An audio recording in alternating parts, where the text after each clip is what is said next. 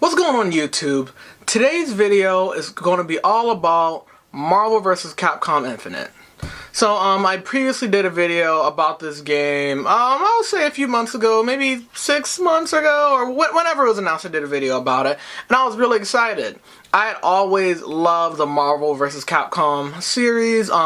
Ultimate Marvel vs. Capcom 3 is actually one of my favorite fighting games to date. If you're not familiar with Marvel vs. Capcom, it's pretty much a video game where characters from Marvel Comics, as well as various characters from Capcom video games, end up fighting in a team-up style fighter. And what kind of sets it apart from a lot of other fighting games is that the characters tend to just be crazy. Marvel is known for tons of laser beams and rockets and just a huge combination of a variety of powers that different characters have.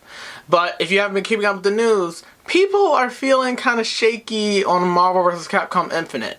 I'm going to talk about why people feel this way and what I think Capcom can do to mitigate the damage. So the first thing that kind of turns people off about this game is the graphics. The graphics do not look that great. Ultimate Marvel vs. Capcom 3, the previous game, was on PS3. It looked like this.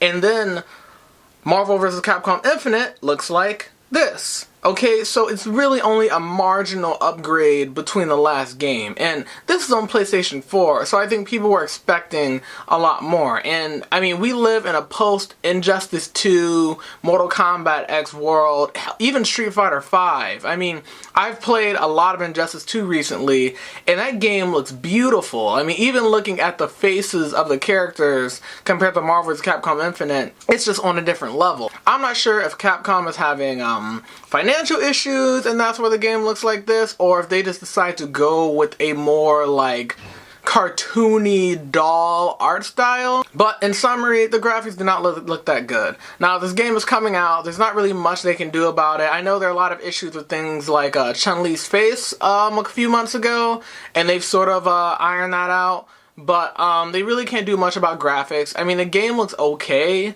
but it does not look up to par with a lot of other fighting games right now. I think all they can do to really mitigate some of the problems people have with graphics is just make sure the game is fun to play and has a lot of content to offer. The next thing that kind of turns people off about this game is the roster of characters. So Ultimate Marvel vs. Capcom 3 had 50 characters, and it was a pretty fair roster. You know, a lot of people were upset that certain characters like Mega Man never made it in, which he actually is in Marvel vs. Capcom Infinite, so that's interesting.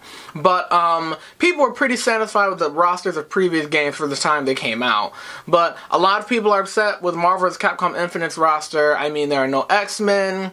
Quite a few fan favorite characters, even non-X-Men characters, aren't back in the game. You know, there's no Akuma. You know, how can you have a Marvel vs. Capcom game without Akuma? I mean, they didn't have him in Street Fighter 5, but they eventually added him in. So, you know, it's really disappointing just to kind of see the roster that's kind of meh. I mean, certain characters do look really cool. You know, I like Gamora, I like Captain Marvel. Jedha on the Capcom side looks really cool. You know, there are some neat characters on the roster, but a lot of the characters that they've added are from previous games who literally have copied and pasted moves. You know, Doctor Strange, Ghost Rider, Dormammu, you know, Ryu, Hulk. I mean, those characters were literally, Mike Hager, they were literally copied and pasted from the previous game with some marginal graphical improvements. And even in the case of, say, like Ghost Rider, his ultimate looked better in the old game. You know, what is going on? So all I can say about the roster of the game is that hopefully they add some more unique cool characters to DLC and price the DLC reasonably, you know? I mean, I'm glad that we're getting Black Panther from Marvel and Sigma from Mega Man X down the pipeline. However, those characters arguably should have been in the original game. You could have had, like, say, Mike Hager and Nova as DLC characters since they're from, you know, an older game. But instead, you know, you guys are picking new awesome characters and making them extra on top of having a map-based roster. I mean, that is just really crappy. So all I can hope for the roster is that they add some more characters. I mean, it's disappointing not to have the X-Men, but if Marvel just has a thing where they're just like, no X-Men, there's not much we can do about that. So all I hope is that they just continue to add more characters. You know, hopefully we can get up to like the 50 that Ultimate Marvel had at some point, and it doesn't cost an absurd amount of money. Another thing that disappointed people is that matches are now 2-on-2 instead of 3-on-3. So one of the biggest aspects of Marvel was that you had 3-on-3 character matchups, and it was fun because things just got crazy with different characters using their assist moves while you're switching out characters all the time. They're switching out characters. I mean, that defines why people like Marvel. So the fact that it's down to 2v2 is kind of lame. I do like how two characters are able to work together a little bit more than the three characters in the older games did. But I think that initially is kind of disappointing people. I do like the idea of using the Infinity Stones in battle and having the Infinity Stones, which are kind of big like Marvel MacGuffins, as gameplay mechanics. I think that's cool. I think it lets you kind of do different things with different characters and sort of lets you experiment with how you want to play a certain character.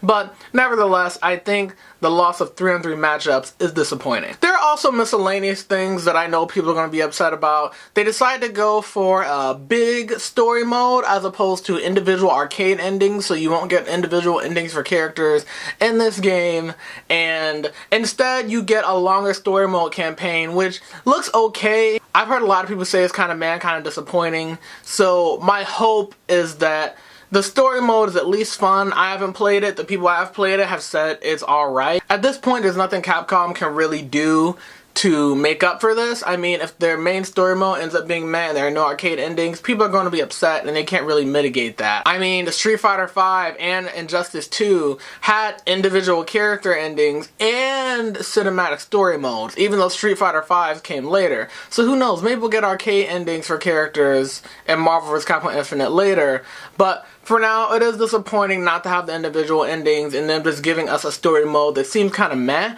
I mean, if the story mode was super awesome, I could see them just foregoing arcade endings for that. But it still kind of stinks that what they're giving us isn't that good, and what they took away is something that people like, especially when there are games nowadays that are clearly able to do the typical arcade endings and have a longer story mode. All in all, Marvel vs. Capcom Infinite, while I don't think it's going to be a bad game by any means, the gameplay looks fun.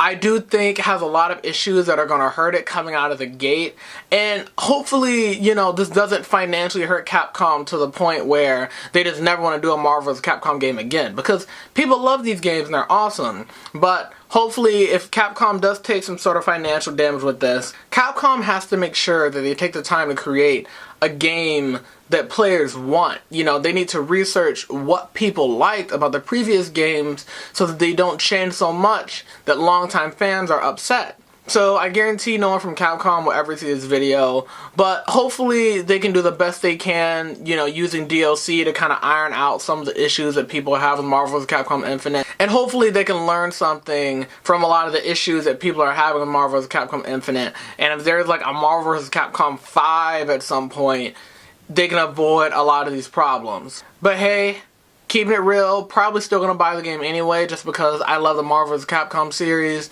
and I hope that Black Panther does not disappoint me. They ruin Black Panther, I'm going to riot. So anyway, if you like this video, please hit the like button and subscribe, and until next time, I will see you all later. Peace. Also, if you haven't seen my video from last week, I made a video asking people about their current thoughts of the superhero movie genre and where they think it's going to go. So if you have any thoughts about superhero movies, click on that other video. It's going to be right here. And you can go and leave a comment down below of your thoughts on superhero movies. Thanks, and have a great day. Bye-bye.